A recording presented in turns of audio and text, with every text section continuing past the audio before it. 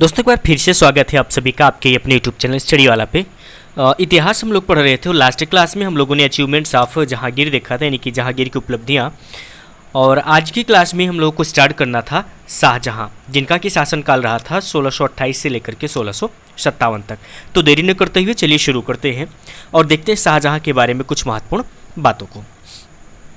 After Jahangir death there was a war of the succession amongst his son. Jahangir की मृत्यु के बाद में उनके अपने ही बेटों के बीच में राजा बनने के लिए संघर्ष होने लगता है, बादशाह बनने के लिए संघर्ष होने लगता है। Prince Khurram defeated his brother and become king. राजकुमार खुर्रम अपने ही भाइयों को पराजित करते हैं और राजा बन जाते हैं। He came to be known as Shahjahan meaning ruler of the world.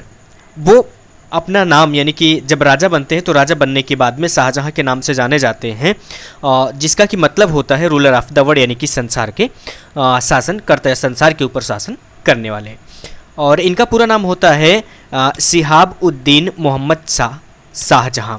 पूरा नाम है कि शिहाब उद्दीन मोहम्मद शाहजहां, ये इनका पूरा नाम था। और यदि बचपन के नाम की बात करेंगे तो बचपन का नाम इनका था प्रिंस खुर्रम। तो याद रखिएगा कि इनका बचपन का नाम प्रिंस खुर्रम था। ये पूछा जा सकता है कि कौन से मुगल बादशाह का नाम प्रिंस खुर्रम था। तो वो शाहजहां थे और इनका पूरा नाम था शिहाब उद्दीन मोहम्मद शाहजहां। ठीक है।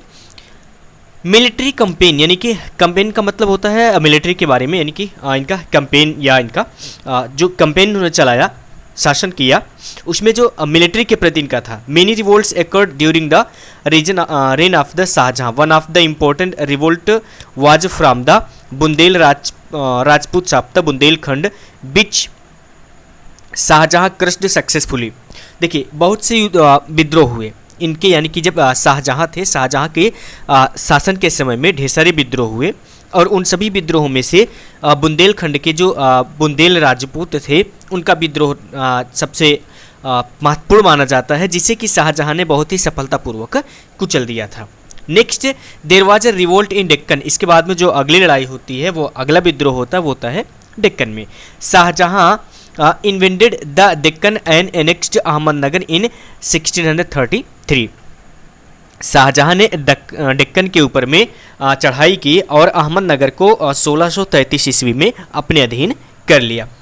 Bijapur and Golconda sign a peace of the treaty with Shah Jahan and agreed to pay an annual tribute. Bijapur और गोलकोंडा के जो शासक थे उन्होंने शाहजहां से संधि कर ली और संधि में यह समझौता हुआ कि वो एनुअल ट्रिब्यूट, यानी कि सालाना जो एक तरीके से कह सकते हैं कि जो टैक्स होता है, जो कर होता है, वह शाहजहां को देते रहेंगे। तो होता ऐसा था कि यदि कोई संधि करता था तो संधि में या तो वो राजा जो होते थे दूसरे राजा के परिवार से विवाह करते थे, या फिर उन्हें अपने राज्य क्षेत्र का कुछ हिस्सा देना पड़ता था, या फिर साल भर में धन संपत्ति के रूप में कुछ ट्रिब्यूट उस राजा को जाता था जो कि युद्ध जीता हुआ होता था। तो इस तरीके से जो बीजापुर और गोलकुंडा के शासक थे उन्होंने एक एग्री की, यानी कि एक संधि की, और संधि में उन्हें एनुअल ट्रिब्यूट देने का फैसला किया। After consolidating his position in Deccan, Shahjahan sent an army to Balkh and the Badakhshan in central Asia in order to aid Timur's capital of the Samarkand in his empire.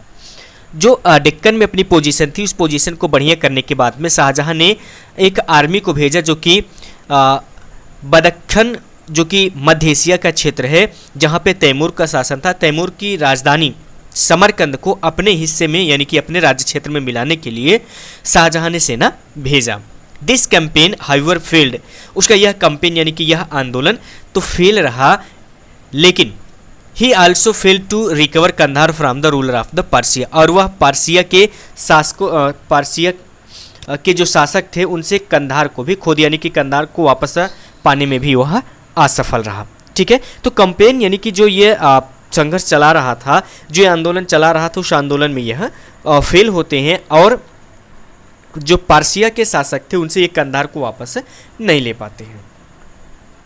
अब देख लेते हैं ट्रेड रिलेशन विद यूरोप, यानी कि इनका व्यावसायिक संबंध है यूरोप के साथ में कैसा था। European continue trade from India and the establish trading outpost in the different part of the empire. जो यूरोपीय व्यापारी थे वो भारत में आए और भारत में अलग अलग जगहों पर अलग अलग क्षेत्रों पे इनके यानी कि शाहजहाँ के शासन राज्य क्षेत्रों में अलग अलग जगह पे अपने आउटपोस्ट यानी कि कह सकते हैं अपनी कंपनियां उन्होंने स्थापित की हुई थी। अब देख लेते हैं आर्किटेक्चरल डेवलपमेंट। शाहजहाँ के शासनकाल में कौन कौन से आर्किटेक्चरल डेवलपमेंट हुए इसके बारे में थोड़ा सा डिस्कशन कर लेते हैं। तो आर्किटेक्चरल डेवलपमेंट की बात करें तो under Shah Jahan architecture witnessed tremendous growth, यानी कि शाहजहाँ के शासनकाल में जो वास्तुकला थी या जिसे हम कह सकते हैं कला थी वह अपने चरमोत्कर्ष पे थी। He built the Taj Mahal at Agra and the red fort. उन्होंने आगरा में ताजमहल और लाल किला बनवाया एंड जामा मस्जिद एट दिल्ली, और दिल्ली में जामा मस्जिद बनवाया। ही also built a new city called the Shahjahanabad, the seventh city of the Delhi. Delhi का 7वां शहर जिसे कि शाहजहानाबाद के नाम से जाना जाता है को शाहजहाँ ने बसाया and made it his capital, और इसे ही यानी कि ये जो शहर उन्होंने बसाया उसे ही अपनी राजधानी बनाया। इन 1657 शाहजहां फेल इल। 1657 ईस्वी में शाहजहाँ बीमार पड़ते हैं। A war of the succession broke out among his 4 son. फिर उनके चारों पुत्रों के बीच में उत्तराधिकारी बनने के लिए युद्ध शुरू हो जाता है, जिसमें दारा शिकोह, शाह सुजा, औरंगजेब एंड मुराद बख्श, ये 4 बेटे थे और इन 4 बेटों के बीच में राजगद्दी पे बैठने के लिए संघर्ष शुरू हो जाता है। Aurangzeb defeated and killed his main rival Dara and imprisoned Shahjahan at the Agra fort. Aurangzeb अपने भाई जिसका कि नाम बताया गया कि दारा, जो कि उनका मेन रिवॉल था यानी कि मेन विद्रोही था, उसे मार डालता है। तो शाहजहां उसे आगरा किले में कैद कर देते हैं या जेल की सज़ा दे देते हैं। Thereafter he crowned himself emperor, लेकिन बाद में वह खुद को बादशाह के रूप में क्राउन कर लेते हैं यानी कि गद्दी पर बैठा लेते हैं। तो बात किसकी हो रही है? औरंगजेब की, यानी कि शाहजहाँ के बाद में औरंगजेब खुद को शासक के रूप में बैठा लेते हैं। इसके बाद नेक्स्ट क्लास में हम लोग पढ़ेंगे औरंगजेब को, जो कि 1658 से लेकर के 1707 ईस्वी तक शासन करते हैं। आज के लिए बस इतना रहने देते हैं, नेक्स्ट क्लास में हम इसके आगे कंटिन्यू करेंगे। यदि वीडियो इन्फॉर्मेटिव लगी तो इसे लाइक कीजिएगा, और यदि अभी तक आपने चैनल को सब्सक्राइब नहीं किया हुआ है तो चैनल को सब्सक्राइब कर लीजिए, और अगली वीडियो की नोटिफिकेशन के लिए बेल आइकन को ऑल पे सेलेक्ट कर लीजिए।